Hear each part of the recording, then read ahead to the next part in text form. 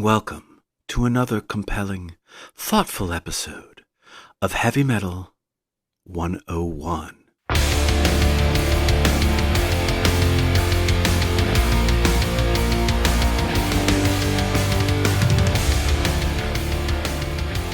That's my NPR voice. Is that good? Yeah, it was good. It was also deeply upsetting. You're way too close to me. Too much ASMR for you? Yeah.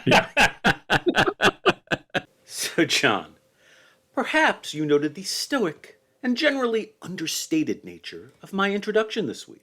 Yes, Eric, I did. Oh, that is uncomfortable. That's what I'm saying. Oh, no, I don't like that at all.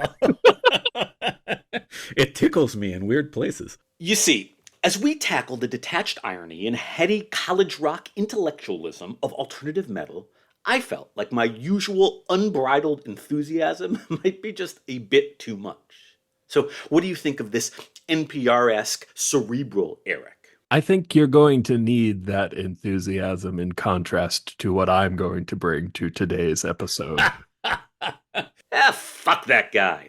Alternative metal may often have a somewhat different ethos than that which we might associate with most of heavy metal's other subgenres, but that does not mean that we can't have oodles of fun discussing it. So, John, are you ready for oodles of fun?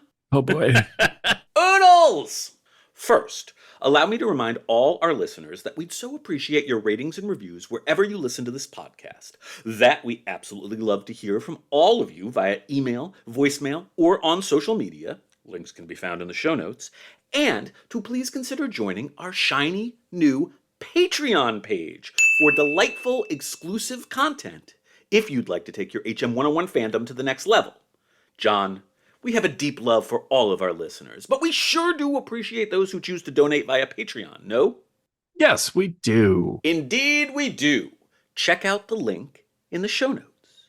And now, before we truly get to getting a brief pause for gasp in advertisement. Ad alert! Ad alert! And now, for the first time ever here on HM101, just a brief pause, advertising for an exceedingly good cause. Hey, you music fanatics out there! We've got a great podcast to add to your must-listen list. Nakedly Examined Music is a podcast about songs and songwriting. In each episode, host Mark Linsenmayer speaks with a songwriter about 3 of their songs, which you get to hear in full. Nakedly Examined Music explores what motivates creative decisions at every step of a song's creation, from the initial idea to the final recording. It also provides a picture of how a songwriter's work has changed over the course of their career. You will come away a better listener and a more inspired creator. Start listening today wherever you listen to your podcasts, or you can find the show at nakedlyexaminedmusic.com. Check it out. Okay, all that having been accomplished, let us now truly begin. J to the M to the Izzle! Whatever do you know, broadly speaking, about what it is people mean when they refer to a thing called alternative rock? I have no idea. I'm really excited for you to define this genre for me because, I don't have a framework or reference for it. If I had to guess just based on what I'd listened to, I'd pick another A word and go with angsty.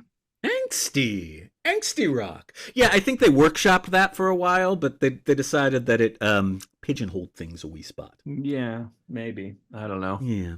Etymologically speaking, the term alternative, as applied to popular music, didn't really come into standard usage until around 1990, but its earliest appearances were found in music journalism towards the end of the 1970s, when new wave and punk were the hip new musical kids on the block. That said, when I was a wee lad coming of age in the 1980s, the term college rock was then in vogue as a descriptor of the post-punk and post-new wave bands of that era. This made sense, as these artists, who would later be rebranded as alternative rock, tended to be particularly darlings of the student-run university radio stations of that time. Athens, Georgia's favorite sons, REM, would be the prototypical example. John, are you an REM fan? I don't know enough about REM to make a judgment either way. Really? Huh. Yeah, does that really describe? Fuck me. Does that really surprise you? No, John, nothing surprises me anymore. Nothing. Yeah. Good band! Although Michael Stipe once cut in front of my wife and I in line at a New York City airport, and I've never quite been able to forgive him for this. Fuck you! Anyhow, the earliest of the alternative metal or alternative metal adjacent acts were basically just particularly heavy iterations of the college rock phenomenon. These were brainy, genre-flexible bands appealing, particularly, to the sweaty, educated masses. A band can be alt and be metal, or be alt and very much not be metal.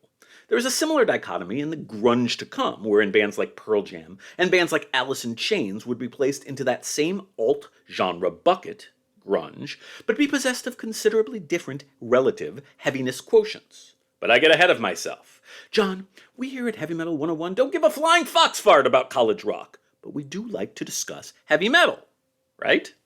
That's what you claim. That's our thing. It's what we do. So let's do that. Let's begin at the beginning. And to my mind, some of the earliest significant stirrings in alternative metal began in San Francisco, California, at the very end of the 1970s, with the emergence of a highly eclectic collection of young lads, first known as Sharp Young Men, and then as Faith No Man, and finally, by late 1983, as John's favorite band name of all the band names, Faith No More. John! You've now, at last, actually heard Faith No More. I included one of their biggest tunes, the mega hit early rap metal classic, Epic, on your playlist for this episode. Now, I know the answer, but for our listeners, are you now a massive Faith No More fan or what? All right, so before we really get into this, I just want to start by saying I genuinely believe that when it comes to matters of taste, people are allowed to like what they like. That's a very common stance. It's something you've probably heard before. I also have a flip side to this, that when it comes to matters of taste, people are allowed to hate what they hate. And God damn it, I hated this, Eric. This was my least favorite thing that you have made me listen to since the Death playlist way back in season 1. Fuck you!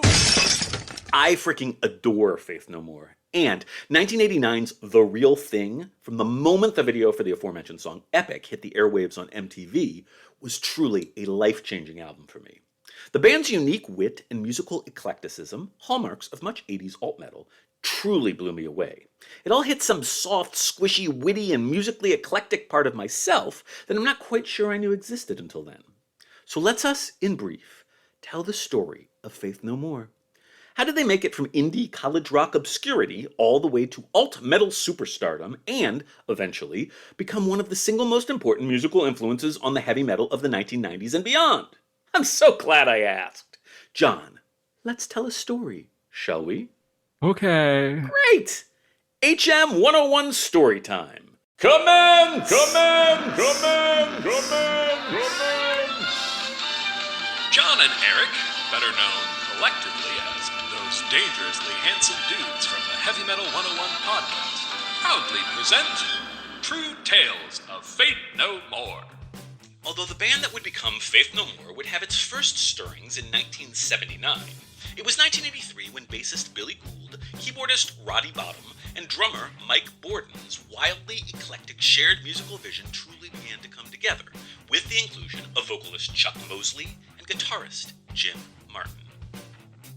The debut album, We Care a Lot, was released in November of 1985 and was credited to a band called Faith, No More, The band was still unsigned when they began the recording sessions for the album, though it was eventually released via the indie label Boredom Records. In candor, Faith No More's debut album isn't especially good. Future singer Mike Patton has referred to it as, quote, bad hippie music. Part of the problem was that of a young band trying to synthesize a vastly complex array of influences into a unified musical vision. Heavy metal, punk, funk, and a quirky college rock sensibility. Somewhat confusingly, Faith No More titled their second album, released in 1987, Introduce Yourself. Still more confusingly, a re-recording of the title track from the first album, We Care a Lot, was released as a single. All of this can make discussing the first two Faith No More albums a bit headachy, but Introduce Yourself, released by Warner Brothers affiliate Slash Records, is a much more polished, mature realization of the band's quirky ambitions than its predecessor. It was also their last hurrah with singer Chuck Mosley, whose off-key singing has a scruffy charm, but who was not a frontman with the charisma or chops to take the band to the next level. That task would be taken up by a fellow Bay Area musician and the lead singer of the even more wild and woolly band, Mr. Bungle, Mike Patton, who officially joined up with Faith No More in 1988. Which brings us to June 20th, 1989, and the release of Faith No More's majestic third album, The Real Thing. Oh, fuckballs, do I ever love this album. This thing completely blew my tiny teenaged mind. Aside from the band's innate stylistic diversity, Borden's tribal drumming, Gould's funky bass, Bottom's new wave keyboards, and Martin's doomy metallic guitar, there was now Mike Patton's ridiculously idiosyncratic, unconventional vocals at the forefront. And the songs! My God! The Real Thing is an elegant amalgam of all of the band's influences that somehow managed to be simultaneously incredibly catchy and utterly unique. John! How the hell did they do that? Couldn't tell you. With The Real Thing, Faith No More became international celebrities. And they also created one of the truly iconic touchstones of alternative metal. The album explores a wide assortment of metal subgenres, ranging from pop metal to thrash, and even occasionally touching on elements of death metal, alongside the funk, rap, alt-rock, and a generally postmodern sensibility that remains evergreen and fresh-sounding to this day. Of course, Epic, the album's second single, was the song that most changed the world. Aside from being a massive hit, it also powerfully reiterated the possibilities inherent in combining two of the most significant outsider musics of that era, rap and heavy metal. Run DMC with Aerosmith and then Anthrax had previously kicked open the rap metal door, but it was Faith No More and Epic which came bursting through. John, these are two of your very favorite things in the world come together. Rap and metal, together at last. Are you feeling feelings? I feel like, I've been working, but I listened to this in the morning, and then I've spent some time in the back of my brain trying to think about why anyone would like this music. Maybe it's like early Chevy Chase comedies. Like, if you were there in the moment, yeah, you love them. If you look back on them now with the knowledge of today, you go, ooh, maybe not so great. Maybe you just had to be there. Faith No More would go on to influence future developments in rap metal, nu metal, and even some of the post-hardcore subgenres that would soon emerge. I'm looking at you, Dillinger Escape Plan. We will get to nu metal and metalcore eventually, but for today, we're just going to chase down the rap metal sphere of Faith No More's influence into the early 1990s, which will bring us directly to quite possibly the greatest rap metal band of all the rap metal bands. John, who do you think that might be? I have no idea. Well, it ain't Biohazard. Well, they're actually pretty cool too. No, sir. It's now time to talk ever so briefly about Rage Against the Machine. John, Rage Against the Machine emerged in the decade of your birth. You and they were, for all intents and purposes, cradlemates. I assume you have a strong affinity for this masterful band and their genre-crossing synthesis of heavy metal and rap? So today was the first day of my life that I listened to any single song by Rage Against the Machine. That is fucking crazy to me. That's wild. I found it very monotonous. It was really obnoxious, actually. I did not enjoy it at all. It has been suggested that Rage Against the Machine were the band who truly crystallized rap metal into an actual subgenre, as it otherwise previously had just consisted of a song here, a collab there, and a lot of rapping over a whole bunch of Led Zeppelin and Black Sabbath samples. But no true album-length statement of purpose really existed prior to RATM's classic, eponymous 1992 debut. Rage had first come together in sunny Los Angeles just 1 year earlier, when wildly innovative guitarist and future podcaster extraordinaire Tom Morello began to work with bassist Tim Comerford, drummer Brad Wilk, and vocalist Zach De La Roca. The band released a shockingly fully realized self-titled 12-track demo in December of 1991, got themselves signed to the Sony subsidiary Epic, and released their major label debut less than 1 year later, on November 3rd, 1992. John, I feel like your personal mantra is "fuck you, I won't do what you tell me." So I'm wondering how you enjoyed the utterly iconic first Rage Against the Machine single, Killing in the Name of, which I included on your playlist. Okay, so your name is Rage Against the Machine. Your song is called Killing in the Name of, and you just say "fuck you, I won't do what you tell me" 875 times. Fine, that's not interesting. That's the climax at the very end, and that comes after the statement, "so you do what they tell you."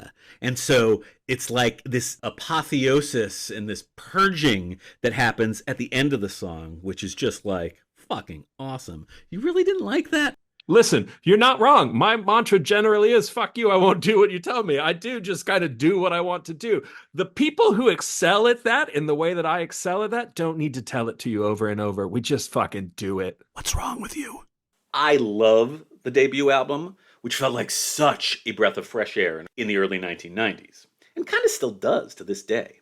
Where Rage Against the Machine were always critical darlings and massive hitmakers, I'm personally of the opinion that future albums suffered quite a bit from the law of diminishing returns. But in 1992, there was pretty much nothing on earth cooler than Rage Against the Machine. I particularly want to give Tom Morello a shout out for his extraordinarily creative use of effects pedals to reinvent what lead guitars were capable of sonically. John, Did you notice the guitar solo on Killing in the Name of? Sure, that's innovative and interesting. I'll give you that. whammy pedal, baby. So neat. Before moving on from rap metal, I want to note one other important historic milestone occurring near the inception of that genre, the soundtrack to the film Judgment Night, which was released on September 14th, 1993. John, have you seen Judgment Night? Never even heard of it. I don't think I ever actually saw the film either, but the soundtrack, for which each track featured a pairing of a rock band with hip-hop artists, was pretty frickin' nifty. Any album that brings together Slayer and Ice-T is okay in my book. Other cool pairings included Helmet and House of Pain, Living Colour and Run DMC, Biohazard and Onyx, Faith No More and Booyah Tribe, etc. Cool stuff. But today is a busy day, my friend, and we've got to be moving on. We sure are. Industrious people, aren't we? Yes. What are you setting up? That's the pivot! Yeah! Industrious people we are. And now it's time to talk about another significant branch on ye old alternative metal family tree, industrial metal. John, what are your thoughts on industrial music? Once again, I'm raised in the classical music world, so you say industrial metal and I genuinely think of 20th century pieces where people were banging on sheets of metal. Yeah, you're not wrong. Absolutely. It basically is that, but good. Hey, yeah, none of that was good. Well, metalheads, check out George Antilles' Ballet Mécanique. I think you might all like it. It's pretty metal. John probably hates it. John, you don't like that, do you? Yeah, I'm not a fan. Okay, let's us define our terms. In brief, industrial music is the particularly cold, inhuman aesthetic created by the fusing of electronic and traditional rock sounds in a post-punk milieu. Throbbing Gristle were, in the 1970s, genre pioneers, as were Killing Joke in the 1980s. It was only a matter of time before more obviously heavy metal bands began to experiment with industrial's mechanistic musical elements, and the late 1980s birthed three particularly formative artists in the history of industrial metal. Number one, from Chicago, there was Ministry, brainchild of singer-producer Al Jourgensen, who first formed in 1981. Despite coming together so early in that decade, Ministry were basically just a dark synth-pop band until 1988, when their third album, the delightfully titled The Land of Rape and Honey, married their synthesizers and drum machines to heavy, distorted guitar riffs, and the band never looked back. John, your well-documented love of Throbbing Gristle leads me to the logical conclusion that you would also love Godflesh, who brought a similarly dark and uncompromising take to early industrial metal. So, how about you tell us about that? Oh, sure, I'm an expert on our number 2 band here, Godflesh. Godflesh were the brainchild of former Napalm Death singer Justin Broderick. Napalm Death! Yet another band John is absolutely sure to love. But more on them on a coming episode. Sorry, please continue. Broderick, bassist BC Green, and a drum machine collaborated to create one of the most influential industrial metal albums of all time, Godflesh's seminal 1989 debut, Street Cleaner. Ooh! I believe this is our first Earache Records band. Now is not the time nor the place, but that's an important detail. More on Earache Records on that very same forthcoming future episode. Okay, so Godflesh are a bleak and difficult band, but highly influential. Ministry rule, and would eventually make a big commercial splash in the 1990s, but their success pales in comparison to the most significant industrial act of all the industrial acts. John, let's talk about today's formative 80s industrial metal-ish band number 3, 9 Inch Nails. Yeah, baby! Oh, beloved 9 Inch Nails. John, now that Trent Reznor is an upstanding Oscar-winning composer type, I can only assume that he and 9 Inch Nails actually are on the official Makiva radar, no? The only reason I know anything about 9 Inch Nails is because I worked at an institution this past year where someone from that band interviewed for a job, and that's all I can really say about that. I must confess to a personal stake here. 9 Inch Nails were a band that utterly changed my musical trajectory and possibly the entire course of my life. Their 1994 album, The Downward Spiral, is quite possibly my single favorite pop music album in any genre of all time. I am a bit of a fan. So, bias and stuff. John, are you okay if I shed some of my usual cool, calculating objectivity this time out? Don't worry, I'll be here to tamper everything down. Okay. So there is most certainly a good faith argument to be had about whether NIN actually is an industrial metal group. It certainly could be argued that a bit of retconning is necessary to understand their debut, Pretty Hate Machine, which was released on October 20th, 1989, in that particular light. 1992's Broken EP unquestionably turned the industrial metal quotient up to 11, but Pretty Hate Machine, which was basically entirely created by Trent Reznor, all on his own, tinkering with synthesized studio sounds and his mellifluous singing voice. It's more like Depeche Mode on steroids than it is true industrial metal. I don't know. Like I said, bias. Regardless, as a kid who only listened to heavy metal at the time, this album blew me away when I first came across it as a new release at the tail end of the 1980s, and I was never quite the same again. As such, I bow to the extensive musical knowledge, keen ears, and total lack of bias of my brilliant co-host, JJ McKay. John, I included the classic second single, Head Like a Hole, on your playlist. What do you think? Can you hear any heavy metal simmering underneath all of those synthesizers? I mean, kind of. Would you call it a riff that repeating the thing? Yeah, I call it a riff played on synthesizers instead of guitar. Yeah, so I mean, that is present. I have what I think is a fairly telling personal anecdote about Pretty Hate Machine. In the summer of 1990, I attended the National Guitar Summer Workshop, which was basically heavy metal camp. In one of our seminars, we were asked to play a recording for our teacher and fellow students, and I chose something off of Pretty Hate Machine. The song Sin, I think. The students loved it, but the metalhead teacher was a bit confounded. He said that the music was pretty cool, but that it would sound much better with, quote, real instruments. I felt like he was missing the point. I just don't think most of the older metalheads of that era were quite ready for the synthesis of heavy music and electronics that was on the immediate horizon. But I was, John. I was. Are you impressed by my aesthetic foresight?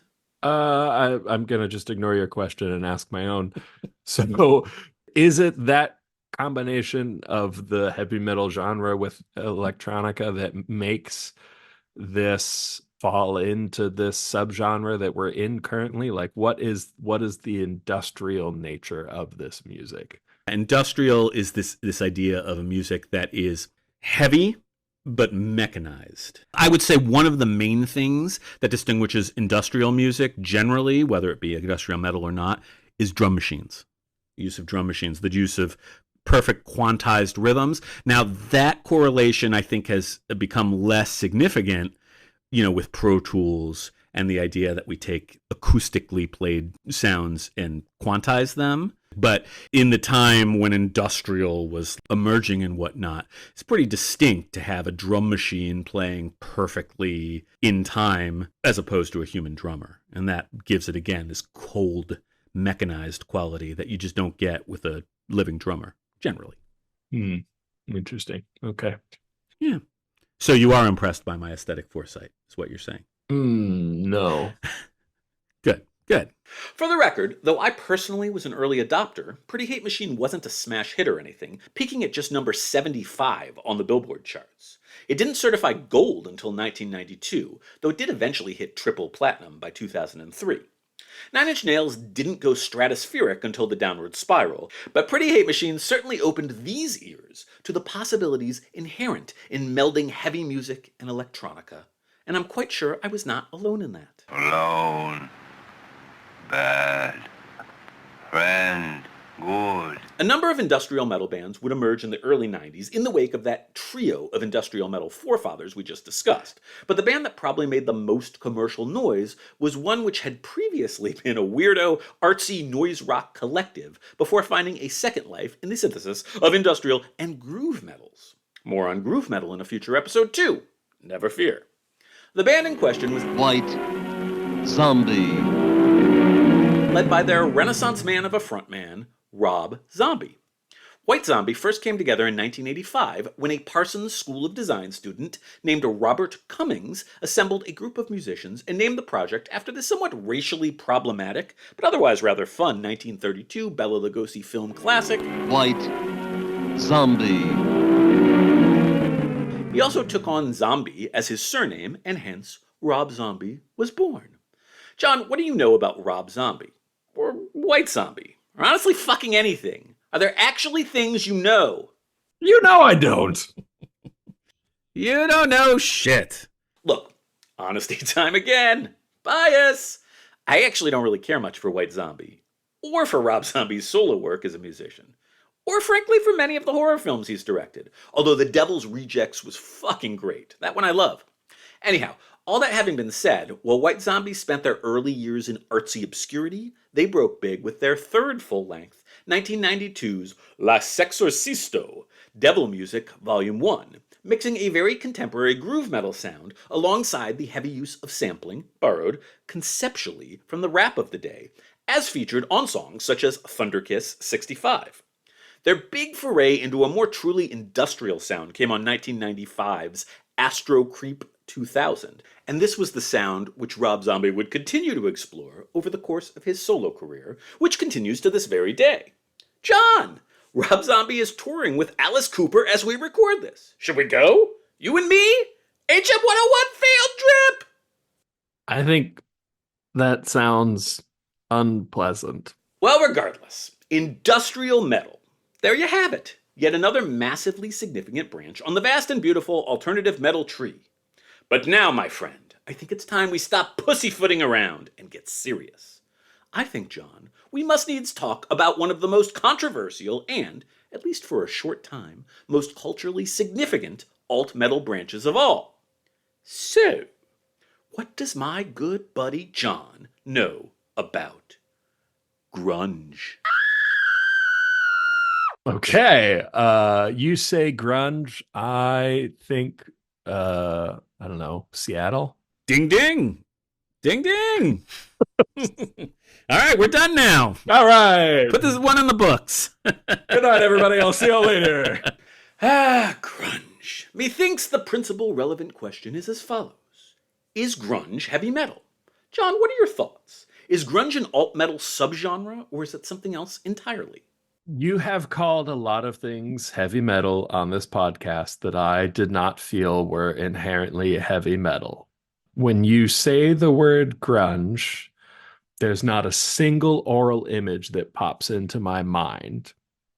So I can't really say whether or not I think that's heavy metal or not. But I am guessing, just based on the context clues of today's episode, that this must be another one of those hotly contested points of view. And if I had to guess, a lot of people say it's not metal, but you're going to say it is. I mean, it would probably be helpful were I to attempt to somewhat accurately define the term grunge before we attempt to answer that question. And mayhaps it would also help to provide a wee bit of historical context. Here goes. The music making which would come to be known as grunge first emerged in the mid-1980s in damp, mildewy Washington state.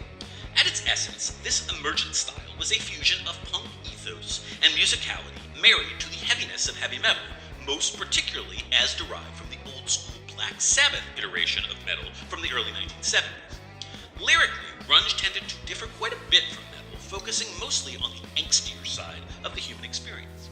Basically, what we ended up with consisted of distorted electric guitars, Sabbathy, doomy riffing, general noisiness, and shrieking teen angst.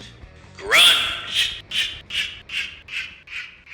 Whether or not, properly speaking, grunge is metal, it most definitely has quite a few discernible elements in common with it. Anyhow, I'll provide my own answer to the question of whether or not grunge is metal. Sometimes. Sometimes not. Pearl Jam probably isn't, by any reasonable definition, a heavy metal band. Probably not Nirvana neither. Though they do sometimes come pretty frickin' close. Territorial Pissings, anyone? However, what about pre-alt-rock Soundgarden? Or pre-alt-rock Alice in Chains? What about the Melvins, John? What about the Melvins? I've genuinely never heard of this band before. I'm not terribly surprised by that. The actual term grunge first emerged as a descriptor for the band Green River's 1987 Dry as a Bone EP. But I do think that the most important early grunge band with at least one, and possibly both feet within the grungy subvariant of heavy metal, is Montesano, Washington's favorite musical sons, the Melvins. The first iteration of the Melvins came together as a power trio in 1983, originally as a hardcore band. However, as the band evolved, the songs got slower and heavier. By the time they released their debut full-length album in 1987, the wackily named Gluey Porch Treatments, the Melvins were clearly laying out the blueprints for not just one, but two future heavy rock subgenres, grunge and also sludge. Now, I'd actually argue that in the long term, the development of sludge was their more significant contribution to the larger musical lexicon, but if we're talking late 80s into early 90s, obviously grunge was, briefly, king. So more on sludge some other time. Of course, the Melvins were a bunch of musical misfits who probably would have continued to exist in underground obscurity were it not for the post-Nevermind explosion of all things grunge related. There was, however, another Washington State grunge band who managed to explode out of the gate prior to Nirvana's big moment. John, if we're talking grunge metal, we simply must needs talk about a little band called Alice in Chains. Now, you simply cannot tell me that you don't know who they are, right? I've heard that name. Until this morning, I had not heard a single song by them. Ah, yes. Alice in Chains, a Seattle-based grunge tour de force with an unarguably ample supply of heavy metal-ness on display in each of their seminal first two full-length albums. The most important contextual things to understand when talking about Alice in Chains are both chronological. 1. Their debut album, Facelift, was released on August 28, 1990. 2. Facelift had certified gold on September 11, 1991. John, have you any idea why these dates matter? No, I have no idea why those two dates matter, though they are notably far apart. Despite being far apart, they matter because of what they came before. Nirvana's Nevermind, the album which, for all intents and purposes, really and truly kicked off the sea change in America's listening habits that was the emergence of grunge as a prime driver of popular culture, was released on September 24th, 1991. So you see, Alice in Chains rose to their first fame not as a part of the grunge wave, but rather as a dark, gnarly, Sabbath-esque alternative heavy metal band. Booyah, bitches! John, this may surprise you, but sometimes I think that maybe I talk too much. Does that surprise you? I am stunned. Well, anyhow, how's about I shut up for a moment and you tell us all about the rise of Alice in Chains? Wouldn't that be lovely? Once upon a time, in the year of our Lord 1987, in a far-off, moist, squelchy, and dark land known as Seattle, a singer named Lane Staley met a guitarist named Jerry Cantrell. Though it was not quite musical love at first sight, the two would eventually play music together in the band that would become Alice in Chains. Side note, a fun fact. Before settling on Alice in Chains, the band was briefly called Fuck. Sorry, please continue. Why? It's pretty funny. And how did they get to Alice in Chains? That's such a different... What are we doing? The original lineup of the band would be the same as that which would record their first two classic albums. Lane Staley, lead vocals, Jerry Cantrell, guitar, Mike Starr, bass, Sean Kinney, drums. Alice in Chains were eventually signed to Columbia Records on the strength of their 1988 demo, The Treetop Tapes. Facelift! Dirt! Alice in frickin' Chains! John, do you have any thoughts on this foundational stalwart of the Seattle grunge scene that you'd like to share? No! Good! Great! Awesome! Outstanding! Amazing! I actually have something of a weird relationship with Alice in Chains. I always loved The Man in the Box. Like most humans, I didn't really notice their debut album, Facelift, when it was first released in August of 1990. It was that second single, and particularly its accompanying MTV video, released in January of 1991, that first brought the band to my attention. That song, alongside the band landing the coveted opening slot on the legendary Clash of the Titans tour, which featured Anthrax, Megadeth, and Slayer all on one bill, helped catapult Alice in Chains to stardom. All that having been said, I'm actually a bit lukewarm when it comes to the totality of Facelift. First three songs, We Die Young, Man in the Box, and Sea of Sorrow, are all fantastic. Rest of the album, eh. That said, their sophomore album, Dirt, released on September 29, 1992, is fucking magnificent. An all-timer, in my opinion. Between those two full-length albums, they released an EP called Sap, which does nothing for me, and nothing they released after Dirt particularly moves me either. Like I said, it's a weird relationship.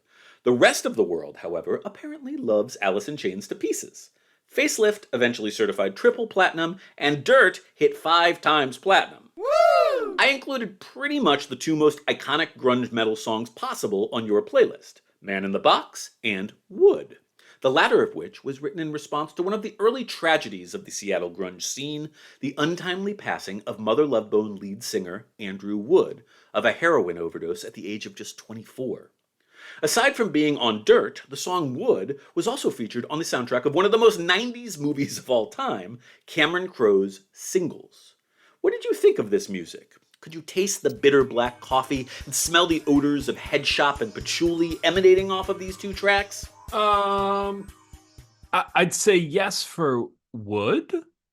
Man in the Box doesn't feel as grungy to me. It actually feels like that one sounds much more metal to me. I could see that. There's a pretty marked, and again, I've heard 2 songs, so I can't judge the band, but the vocal performance between Man in the Box and Wood they're 2 very different sounds. The vocals on Man in the Box feel more like that kind of poppy glam metal vocal with full produced rangy singing, versus Wood is the vocal aesthetic that I associate with grunge, which is just kind of that close, intimate, whiny sound. Fuck you! All right. I respect your opinion and don't find it asinine. Thank you. Before we move things along, I do want to note that while I chose the Melvins and Alice in Chains as representatives of the grunge branch of the alt-rock tree, I could just as easily have included Soundgarden, a band which very much performed in an alt-metal idiom throughout the early portion of their career. Prior, alas, to easing into the less cantankerous alt-rock sound for which they are now much better known. Sigh. Their 1991 classic, Bad Motor Finger, is a particularly extraordinary example of grunge metal and features one of heavy metal's greatest ever vocal performances, courtesy of the late, great Chris Cornell. But anyhow, enough grunge. Fuck grunge. Stupid killer of glam metal. A pox on your house, grunge.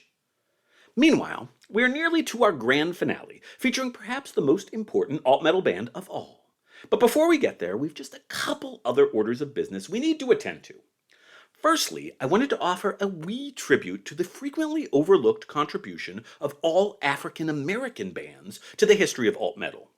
Alternative music is, in part, about getting different voices into the mix. And let's face it, trad metal tends to be lily fucking white. As such, it's possibly no surprise that many of the individual contributors within alt-metal bands we've discussed are artists of color. However, that 3 uniquely important alt-metal bands consisted of exclusively African-American membership merits, I think, particular mention. John, let's mini-vignette this bad boy. Alternating vignettes. Commence! Commence! Commence! Commence! Commence! Vignette number 1. Bad Brains. Bad Brains formed all the way back in the year of Eric's birth, 1976. When dinosaurs still roamed the earth and every child was required to walk 5 miles uphill in the snow both to and from school every single day. While Bad Brains' greatest musical contribution is unarguably in the field of hardcore punk, a genre which they helped pioneer, beginning in 1986 with their third release, Eye Against Eye, Bad Brains began increasingly to incorporate elements of heavy metal, funk, and reggae into their hardcore musical stew, establishing a genre-bending iconoclastic template that would inspire many alt-metal bands to come. Vignette number 2. Fishbone. It occurs to me that this entire segment is basically me wandering about my memory palace, observing as 12-year-old Eric picks his way through his older brother's cassette collection. Aww.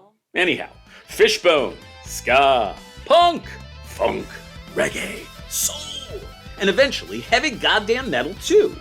Fishbone first came together in Los Angeles in 1979, but it was with their second full-length release, Truth and Soul, from 1988, that the band began to add hard rock and heavy metal into their eclectic musical olio. It was goddamn delicious. Vignette number 3. Living Color. Sitting at the not terribly busy intersection of glam and alt-metal were New York City's Living Color, a band first formed in 1984 by British-born guitar shredder Vernon Reid. In 1986, the classic lineup was fully assembled, including Reid on guitar, singer Corey Glover. Now, despite many rumors to the contrary, Corey Glover is not, in fact, Danny Glover's son. Mandela effect, people. Mandela effect. Bassist Muzz Skillings, and drummer Will Calhoun. The band released their debut, Vivid, on May 2nd, 1988, which, on the strength of its hit singles including Cult of Personality and Glamour Boys, made it all the way to number 6 on the Billboard charts and achieved double platinum certification. Still more wacky, unpredictable eclecticism, a pop metal album which also included some dabblings in funk, jazz, pop, rap, etc. John, call me crazy, but I think that maybe, just maybe, music benefits from the inclusion of artistic voices other than white dudes with a hard-on for Iron Maiden. What do you think? Yeah. Maybe so. Maybe so. Okay. So before we get to arguably the single most important alt-metal band of all the alt-metal bands for our grand finale, just one more thing. I want to acknowledge an important fact.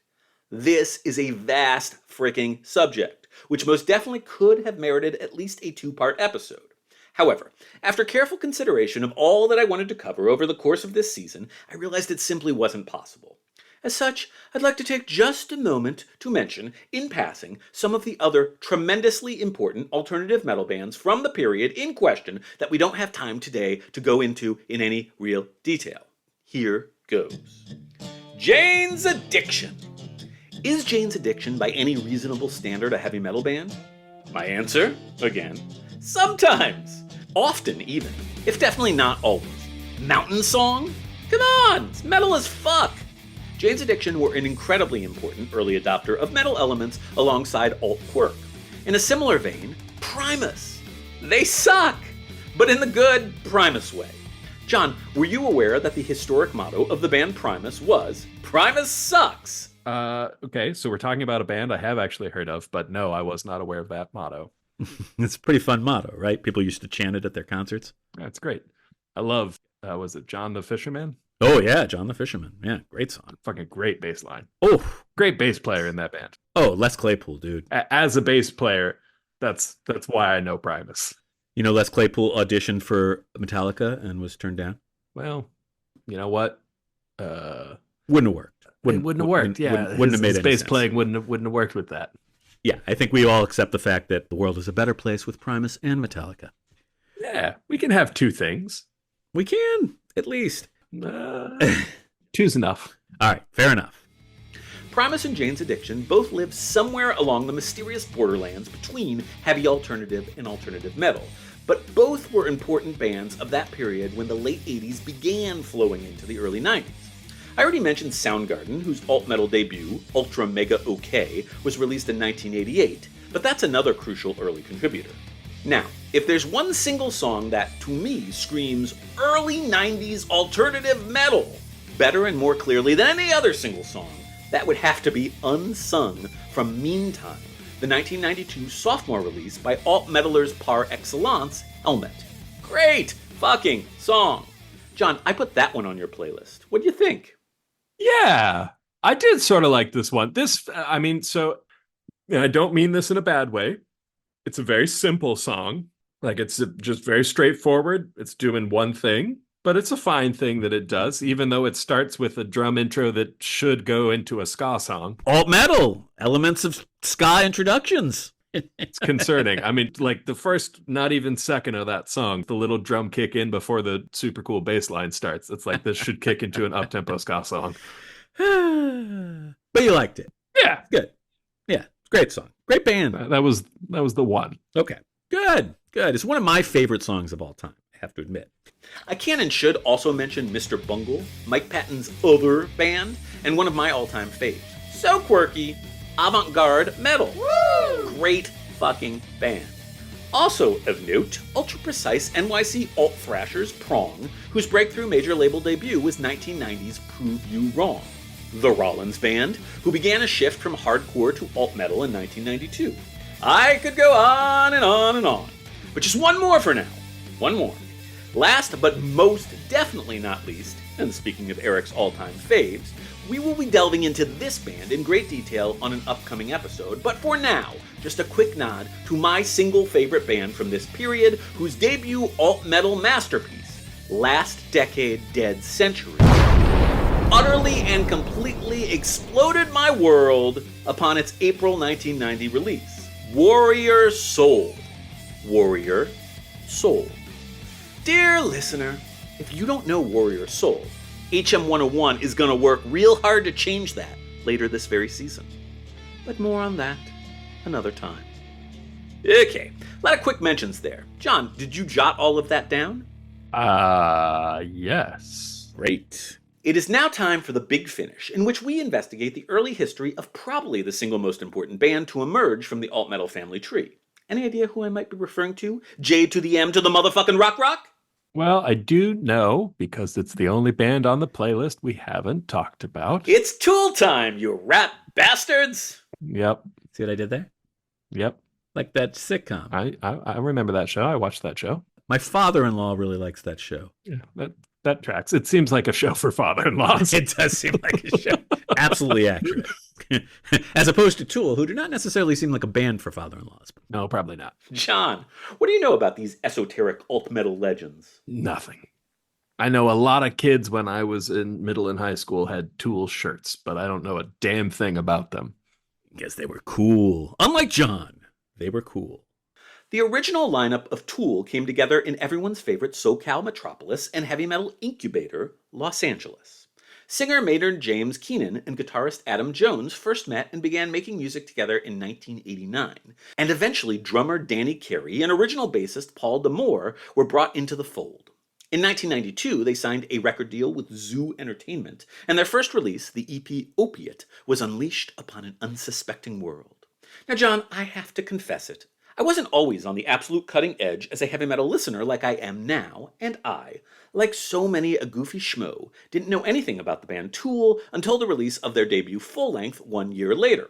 How about you? Were you rocking out to the quite heavy, quite cool debut EP back in 1992? You know I was not.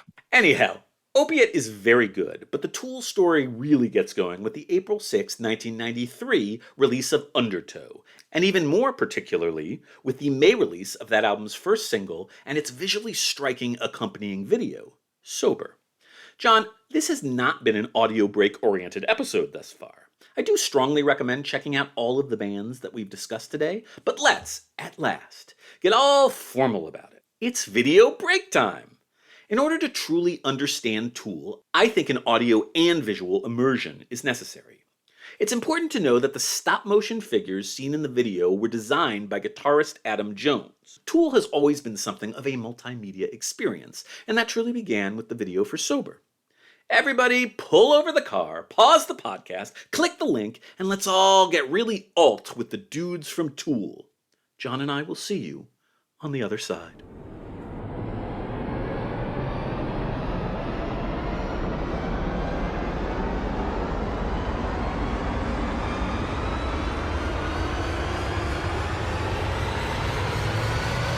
Wow, that is some stuff! John, please tell us all about your reaction to the immersive audiovisual experience with Tool, would you? Why the fuck do people like this? What about that was appealing? What was enjoyable about that? Not a single bit of that was enjoyable. The amazing song, the amazing imagery. Oh my God, you didn't like it. Ah! No, I hated that. Wow. Not as much as the first song you made me listen to, but just like bad at the top, bad at the bottom. Huh? Not good. Huh? All right. John is not a Tool fan. It is not for John. Tool time.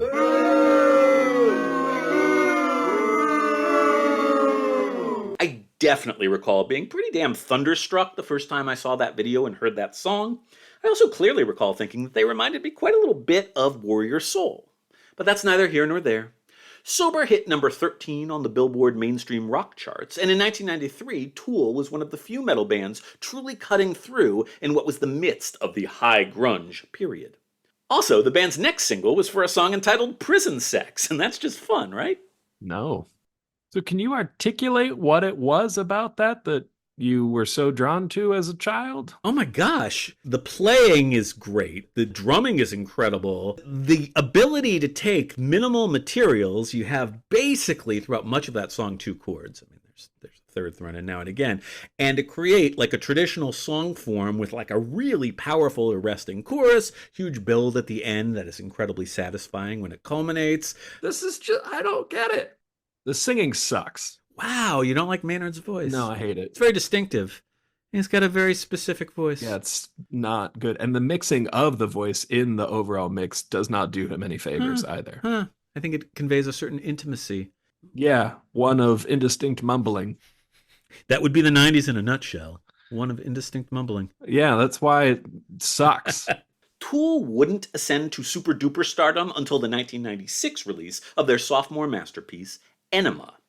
That's Aenima. But Undertow, which hit number 50 on the Billboard charts, got the ball truly a-rolling for what has since become one of the most iconic bands in heavy metal history. And that's all I've got to say about that. Amen. Alt metal, John. Good times. But subdued and a bit arty, of course. So very alt. We talked about a fuck ton of great music today. Are you starting to get a sense that maybe the 90s wasn't such a bad, barren time for heavy metal music after all, despite all the bad press? No, I am starting to feel affirmed in the press's belief that the 90s sucked. Well, I think we all learned something today. Woohoo! Thanks for listening, everybody. And now it's time not simply to say goodbye, but time rather for me to acknowledge, to quote the great A.A. Milne, how lucky I am to have something that makes saying goodbye so hard. But fear not, dear listener. John and I will be back again real soon with another delightful episode of Heavy Metal 101.